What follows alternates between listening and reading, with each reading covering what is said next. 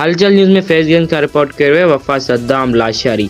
अल Nisa welfare foundation Pakistan जे chairperson madam Shahida बेहलार तहसील कोट Digi में अल निसा वेलफेयर फाउंडेशन पाकिस्तान क़ाइम कयल हुनर सेंटरनि जी विज़िट कई, जंहिं ॻोठ मोहम्मद उर्स भट्टी ऐं ॿियनि मुख़्तलिफ़ ॻोठनि में विज़िट कई, जंहिंमें अल निसा वेलफेयर फाउंडेशन पाकिस्तान तहसील कोट डिजी सेन जो बहितरीन हथ जो कमु ॾिसी, जंहिं भरत कढ़ाई आर्ट गोगो क्लास पड्डी ऐं ॿियो कमु ॾिसी मैडम शाहिदा बेहलार टीम जी तारीफ़ कई। उन चयो, इंशाअल्लाह जल्द असां मुख़्तलिफ़ ॻोठनि ऐं शहरनि में हुनर जा सेंटर क़ाइमु करे ग़रीब मिसकिन नियाणियुनि खे बहितरीन हुनर जी सिखिया ॾींदासीं ऐं उन्हनि नियाणियुनि खे रोज़गार जा बि मौक़ा फ़राहम कंदासीं।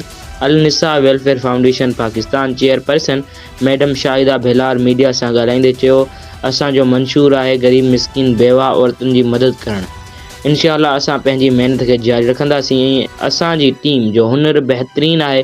असां जल्द अल निसा फाउंडेशन जे तरफ़ां हिकु हुनर नुमाइश मेलो रखाईंदासीं, जंहिं असांजी टीम जो हुनर थियल कमु असां पाकिस्तानी दुनिया खे ॾेखारींदासीं।